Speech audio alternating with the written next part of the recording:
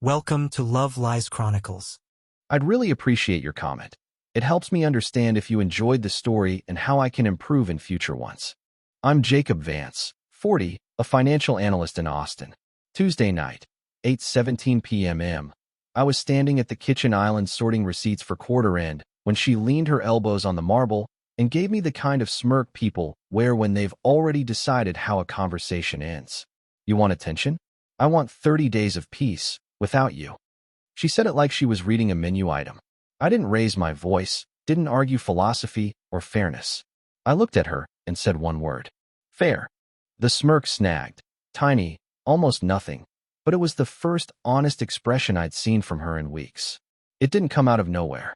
Our house had been running on low voltage for a while, the air thick with avoided topics, the kind of silence that isn't restful.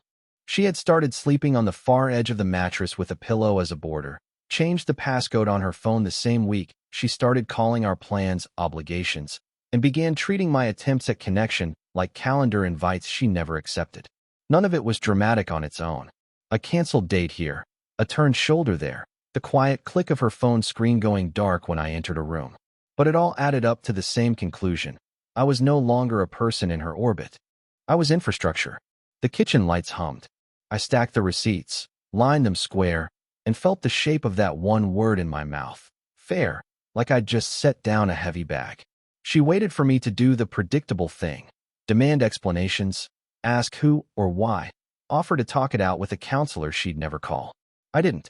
The first time she called my attention needy was 2 months ago, the night I brought home her favorite Thai food because she'd worked late.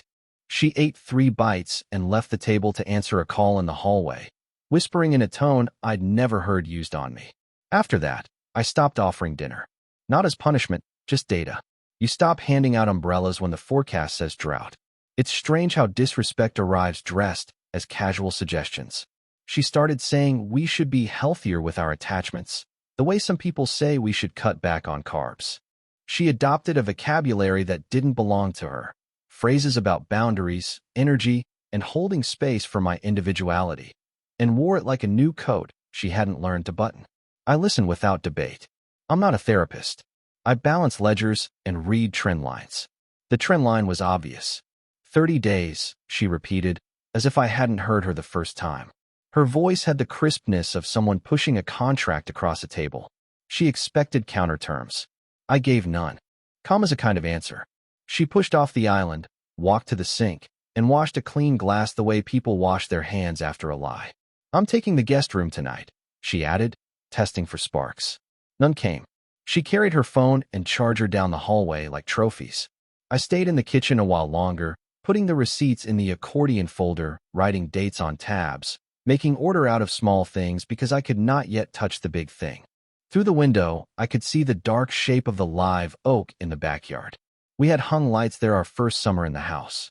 They still worked, automatic timer coming on at sunset, cheery against a sky that didn't care.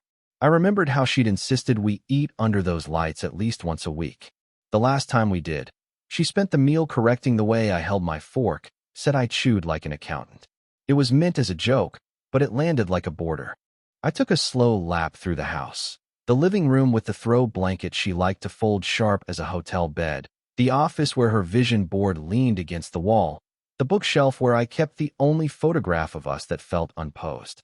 The picture was from a road trip before the wedding, taken by a stranger at a gas station with a cracked Coke machine. No filters, no angles. Just 2 people squinting into the sun with half smiles that weren't trying to impress anyone. I left the frame where it was. You don't fix a cracked mirror by moving it. In our bedroom, I changed into a plain cotton tee and old joggers and sat on the edge of the bed, listening to the pipes and the occasional footfall from the guest room. I wasn't angry. I was cataloging.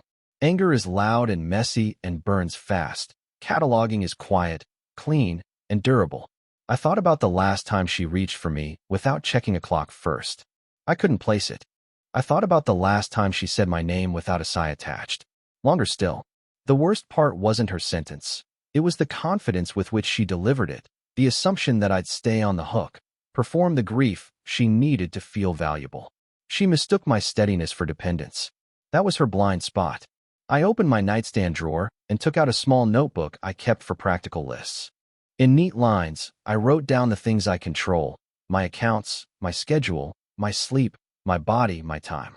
I wrote down 3 phone numbers: one lawyer a friend recommended after his clean, quiet divorce, one realtor who handled short-term corporate rentals, one gym I'd been meaning to join since before winter.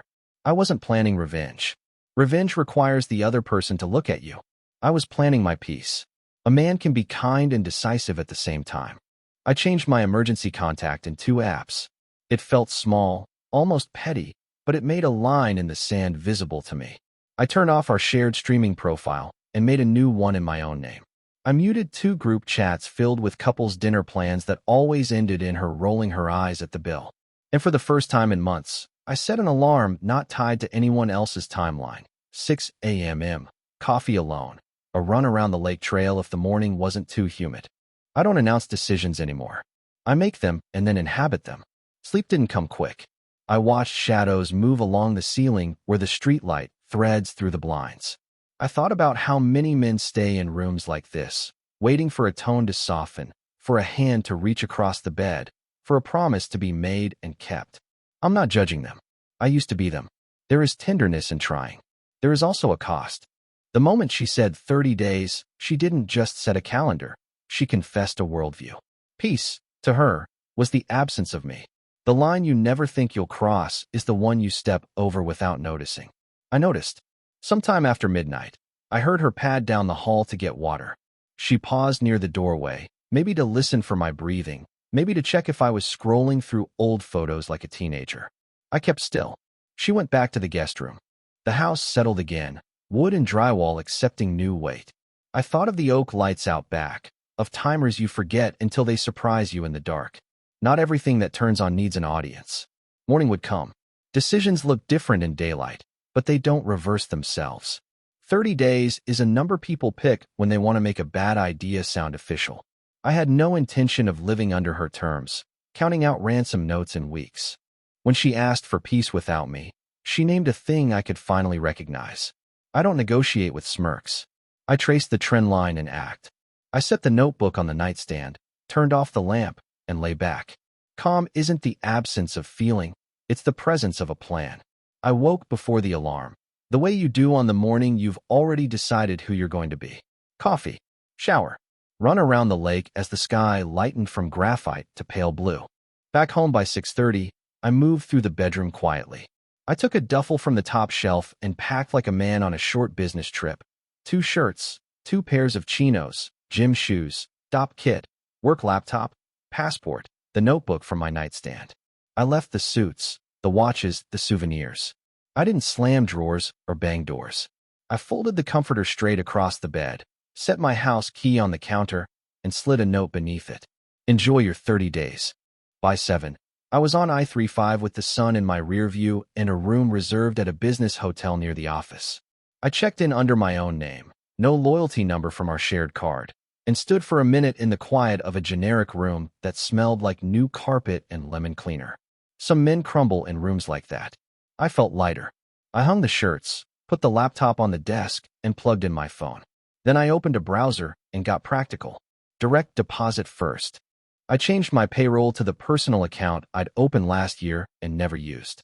Next, I removed an authorized user from the joint credit card. 1 click, confirmation email archived. I shifted autopays for my phone, my car insurance, my gym trial to my own card. The mortgage and utilities stayed as they were. I wasn't punishing the house. Streaming services, shopping subscriptions, the delivery app she treated like a major food group. Those I canceled or moved off the joint. Space means your comfort isn't my job. Her first text came at 9:12 a.m., halfway through a meeting with my team. Did you take your stuff? Where are you? I waited until lunch. Respecting your request. You wanted 30 days of peace without me. I'm giving it to you. A minute passed. Then, don't be dramatic. I meant we need space, not you running away. You asked for peace. I'm honoring it. We can discuss logistics by email if you prefer, I replied. 3 dots. Nothing. Then, this is childish, Jacob. I put my phone face down and finished my sandwich. At noon, while she was at work, I stopped by the house for documents I'd decided to relocate. Birth certificate, car title, the file with retirement accounts. I didn't snoop. I knew where my life was. The guest room bed was neatly made, her charger coiled like a small snake on the nightstand. In the closet, my side looked abbreviated, empty hangers like ribs. I grabbed a pair of running shorts, left the rest, and walked one slow loop through the rooms. The oak lights were off, waiting for dusk. I locked up and left without touching a single picture frame. By 3, the messages changed temperature. Why is the joint card declining? Because it's joint, and we're on a break you requested. Use yours. Groceries and utilities are covered. Discretionary spends are yours now. You can't just decide that. It's financial abuse. It's boundaries, I wrote. You asked to experience peace without me. That includes the parts of my support you counted as background noise. A call came in. I declined it. Another. Declined. A third, followed by a long text about vows, about abandonment, about me overreacting to a figure of speech. I read every word and answered none. Responding to a story she'd already scripted would only make me a character in it. I wasn't auditioning. Around 5, a mutual friend texted, "Everything okay? She says you left after a fight." "No fight," I wrote back. "A decision. I'm fine." He sent a thumbs up and, a minute later, "Grab a beer this week?" "Soon," I said. I meant it. That evening in the hotel, I laid out my tomorrow. Calendar clean of us. In the margins, my time widened. I booked a consult with the attorney whose number I'd written in the notebook, 30 minutes by phone, 3 days out. Information, not escalation. I signed up for a 1-week pass at the gym 2 blocks away and set a reminder to run at dawn if the weather didn't crush my lungs. I answered emails. I ironed a shirt like a man who doesn't plan on being asked to change clothes twice before dinner. When I turned off the lamp, the quiet was honest. Day 2 started the same way. Run, shower, desk by 8. She called twice before 10 and once at lunch. I let them go. At 2, she sent a photo of my empty side of the closet with the caption, "So this is how you handle problems?" "I handle problems by changing my behavior when words stop working," I replied. "You said you wanted 30 days without me." I listened the first time. Another call. Declined. By late afternoon, the tone pivoted to practicalities she'd never bothered to learn. What's the Wi-Fi password? Where's the spare propane tank? How do you reset the breaker for the garage lights? I answered each with one-line clarity. She tried to bait between questions. "This is ridiculous. You love answering my questions. Don't you miss me yet?" And I ignored the hooks. Courtesy doesn't require conversation. On the drive back to the hotel, I realized I was breathing from the bottom of my lungs again. You forget you've been shallow breathing until you stop. I put my phone on Do Not Disturb and walked to a small taqueria 2 blocks over that I'd passed 100 times and never gone into.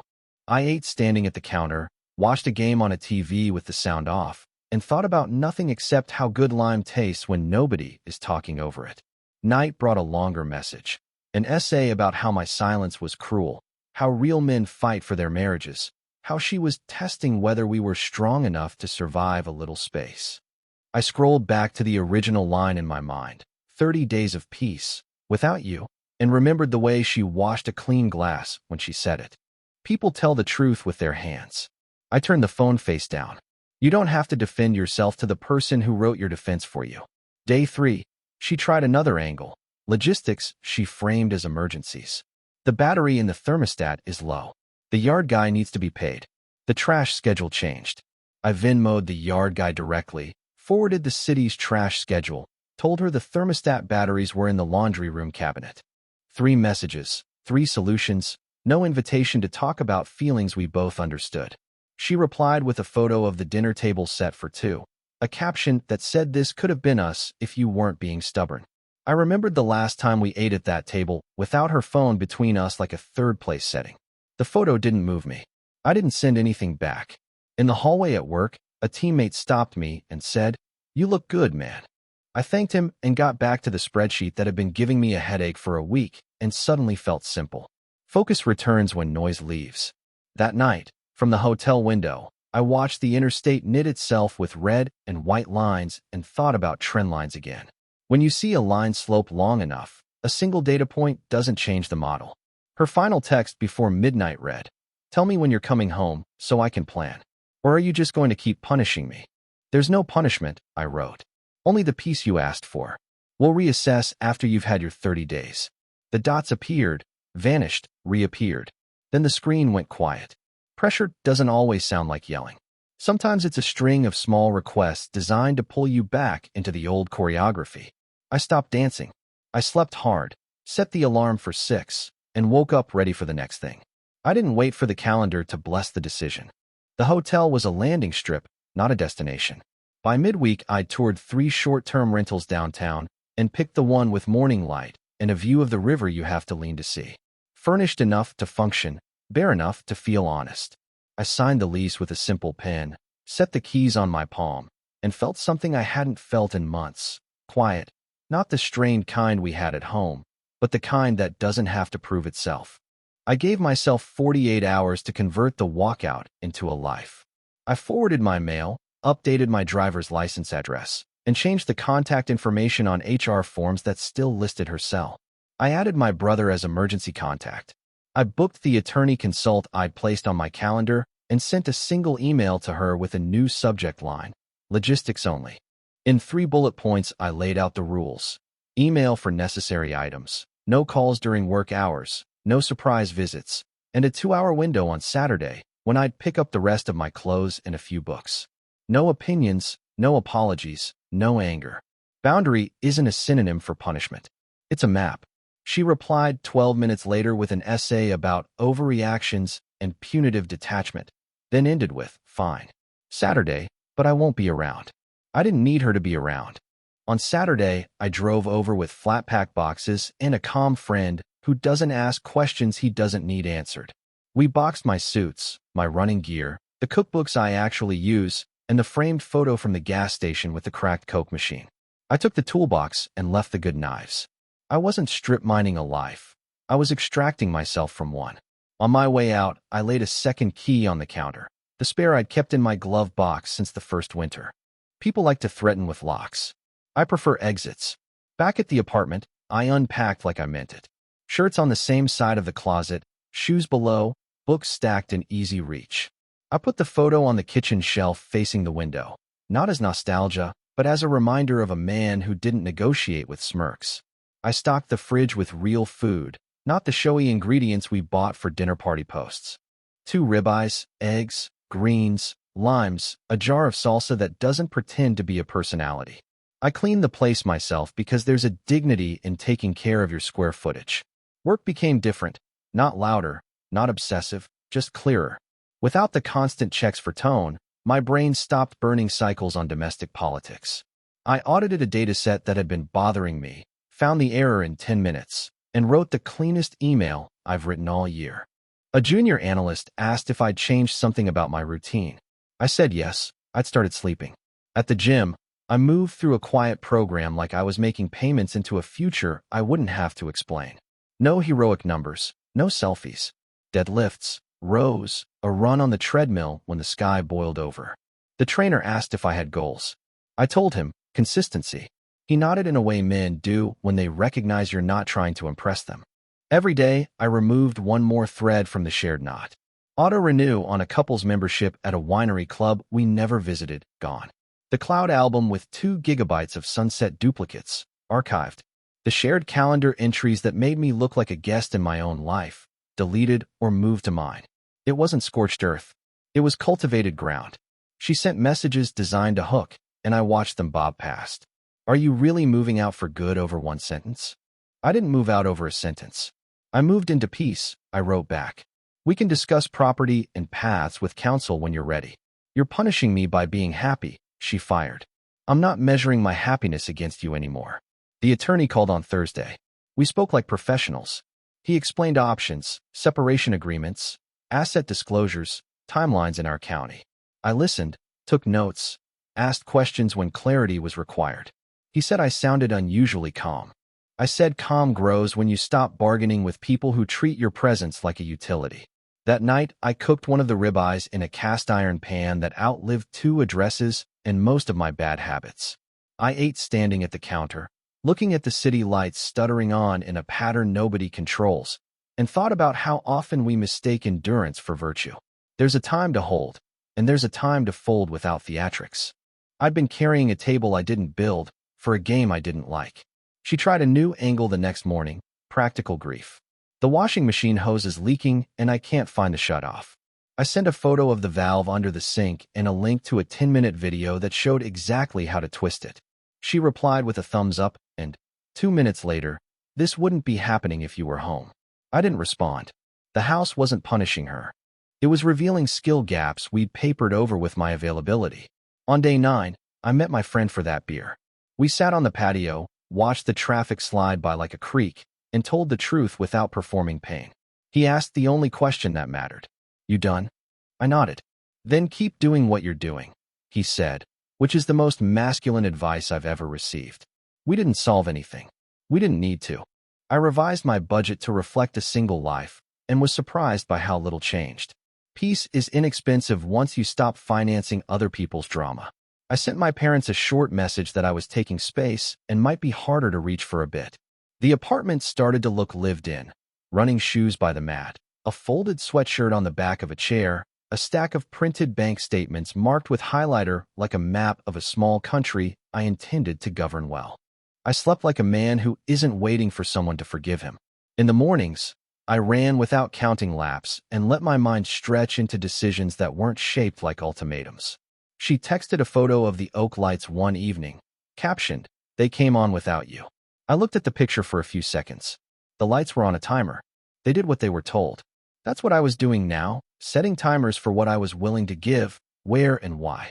She followed with, "We should talk." Not logistics. I wrote back, "When you're ready to discuss respect and outcomes, not feelings about my boundaries, we can schedule with a third party present." She didn't answer. One-way walkout isn't a door slam. It's a quiet reallocation of loyalty back to yourself. I wasn't angry at her. She made a declaration, and I believed her. Men waste years trying to unhear sentences that were clear the first time. I'd spent 3 days proving I could live without the noise. Part of me worried that making it permanent would feel like jumping off a roof. It felt like stepping onto a sidewalk. By the end of the second week, the hotel receipt was just a PDF in my email, and the apartment lease felt like a handshake with my future. No countdown, no revenge plan, no performance for the gallery. I'd walked out, and then kept walking until the door wasn't behind me anymore. Consequences don't arrive with sirens. They show up as quiet recalibrations. Who calls whom? Who pays what? Who believes which version of a story? By the time the dust from my move settled, the silence between us had stopped being theater and turned into fact. I wasn't angry. I wasn't hiding. I was simply gone in the ways that mattered. Time, attention, access, and the world around us adjusted to the new math. She tried sweetness first. A photo of a dinner I used to cook, a caption about missing our routines. I didn't reward bait with engagement. Logistics by email was the line, and I held it. When that didn't work, she tried volume. Long paragraphs about abandonment and vows and how I was punishing her. The word made me pause. Punishment demands attention. I wasn't giving any. Boundaries are not a whip. They're a door that stays shut after you close it. The mask slipped externally before it slipped for her. A mutual friend hosted a backyard get-together. I went, brought a six-pack, talked about a project at work and a new route I'd found along the river. Someone asked, carefully, how I was doing. I said I was sleeping again. It wasn't a performance, it was a report. Later that night a screenshot reached me, her public post about being abandoned without warning. Underneath, one comment from her coworker. Didn't you ask for 30 days of peace without him? No pylon, no snark. Just the sentence she'd spoken aloud, now standing next to the sentence she wanted people to believe.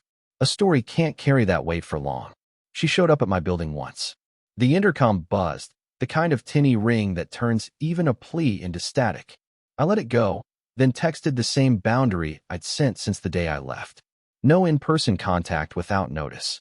She waited outside anyway, sunglasses on, phone in hand. 10 minutes. 20. The elevator door slid open, closed, opened again. Eventually she left. You learn a lot about a person by what they do when the scene they scripted doesn't play. Practical life. Her favorite camouflage turned on her. She'd never noticed how many invisible supports I ran quietly. Subscriptions set to renew, small repairs that just got done, errands that refilled the house before it knew it was empty. I didn't yank anything out of spite. I moved what belonged to me back into my lane and left the rest where it sat. She texted about a beeping alarm, a blinking router, a bill set to autopay that no longer was. I replied once, with a single-line answer or a link, then put my phone down. Competence looks cold to the person who profited from your warmth. The first real wobble hit her where she couldn't bluff. Work. Months ago, she'd asked her boss for a partial remote arrangement citing marital stress at home. Now there wasn't a shared home to cite. An HR email landed in her inbox, policy reverting, expectations returning.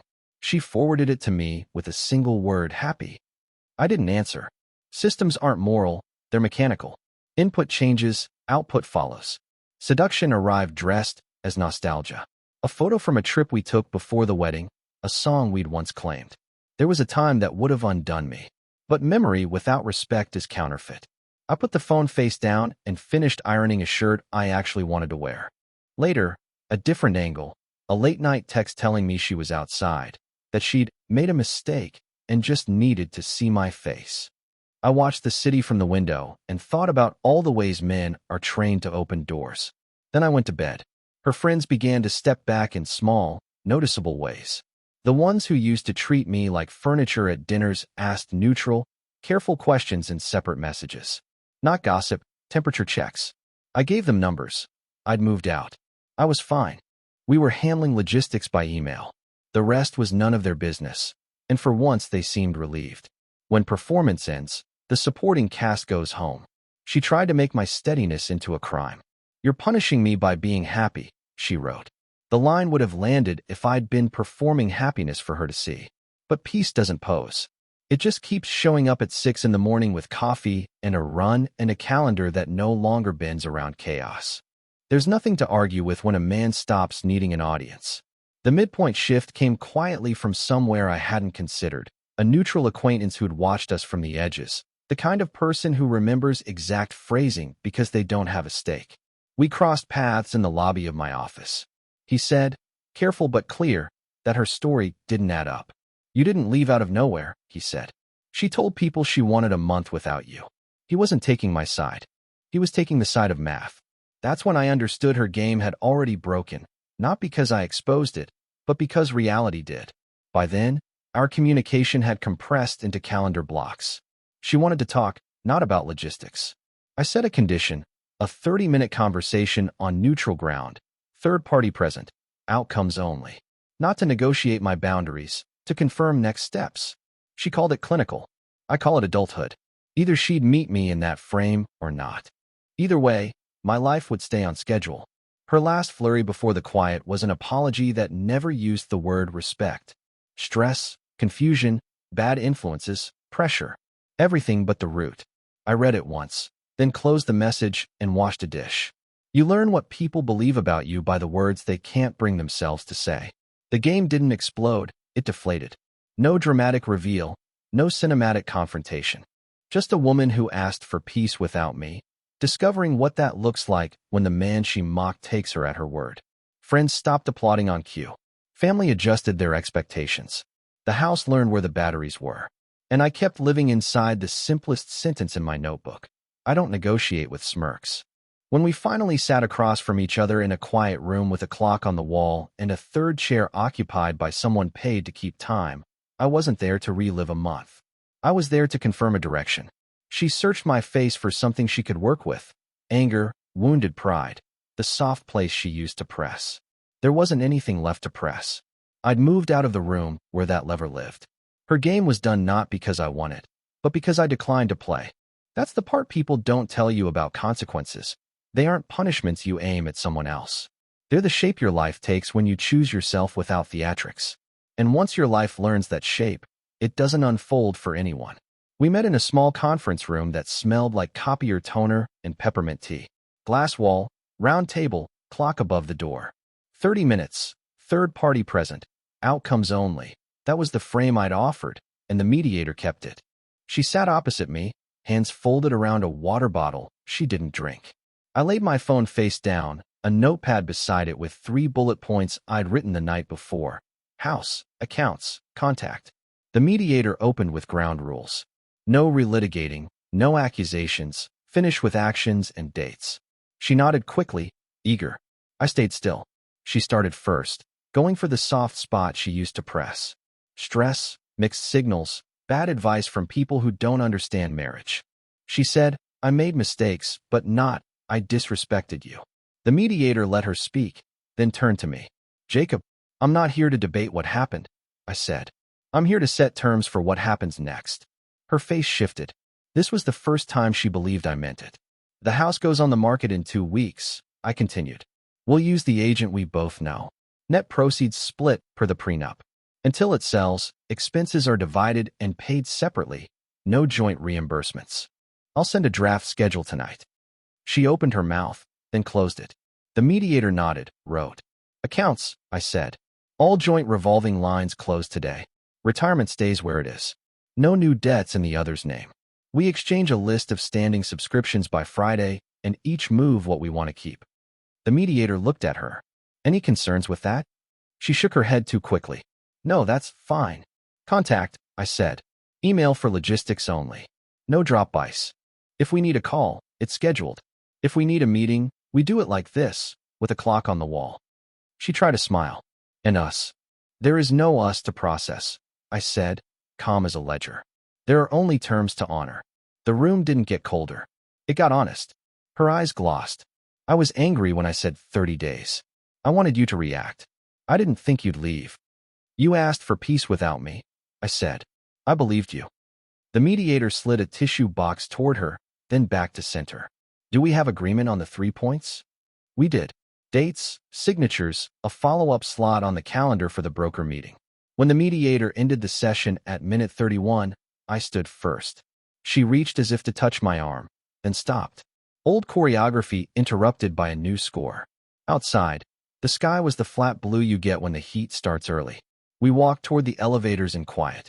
She stepped in front of me, searching my face for anger, softness, anything she could use to set the story back to how she preferred it. I gave her nothing but a polite nod. The doors slid shut between us. I drove to the apartment and sent the draft timeline to the agent, then the subscription list, then a final email to her confirming what we'd agreed. No attachments with memories. No footnotes with feelings. 3 emails, 3 subjects, 3 next steps. I made coffee and stood by the window while the city clicked through its own routines. There was no sense of triumph, just alignment. 2 days later, I returned to the house in daylight, not to linger, but to inventory. I took what was mine by history and what was mine by receipt. My father's watch, the cast iron pan that outlived 2 addresses, the gas station photo in its simple frame. I left the curated pieces we'd bought because they photographed well. I patched 2 nail holes and wiped down the counter out of habit. In the backyard, the live oak stood exactly where I left it. Lights on a timer, indifferent and faithful. For a second, I felt something like grief for the idea of a life that never actually existed. Then I locked the door and slid the key into an envelope for the agent. Friends asked if I wanted to talk it out over beers. I told them the truth. I didn't need to talk. I needed to execute. They understood. Men do, even when they don't say it out loud. I ran before sunrise, cooked what I ate, kept the apartment clean enough for my mind to breathe. At work, I was sharper. Boundaries multiply your attention. Chaos taxes it. She tried one last time in the only language she trusted, performance. A late-night message without a subject line, for paragraphs about the arc of love, the pressure of expectations, the influence of friends who won't be named anymore. The prose was careful. It described many things. It didn't use the word respect. I read it once and wrote back exactly 2 sentences. I accept your apology for the disruption. The terms we agreed to stand. Then I archived the thread, not as punishment, just as filing. The house listing went live. The photos looked as good as they always had. Tidy rooms, sun at the right angle, the oak hinting at charm. We accepted an offer the following week, signed without ceremony, and set a closing date that lived in my calendar like any other appointment. She handled her columns. I handled mine. The machine turned. On the last walkthrough, I stood in the kitchen where she'd leaned on the island and tried to turn 30 days into leverage. I pressed my palm flat to the cool stone once, not for sentiment, but for record. Then I checked the faucet, the lights, the back door. The agent asked if I wanted the lockbox code for a keepsake. I told him I was keeping habits, not codes. I don't hate her. Hate is just another way of giving away attention. She made a choice, then learned what choice costs outside of theory. I made a choice, then did the boring work of living with it every day.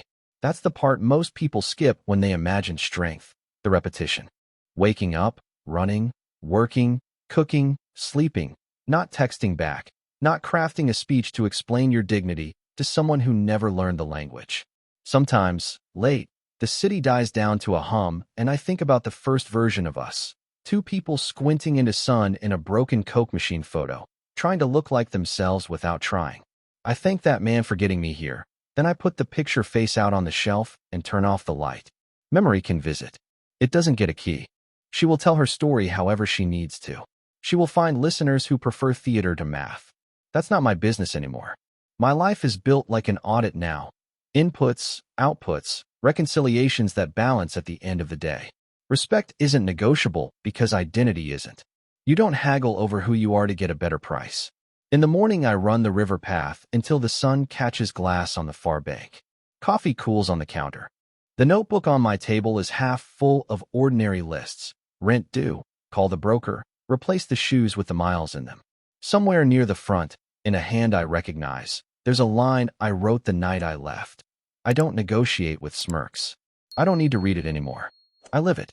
Dear listeners, please share your thoughts in the comments, and do not forget to like, share, and subscribe to the channel.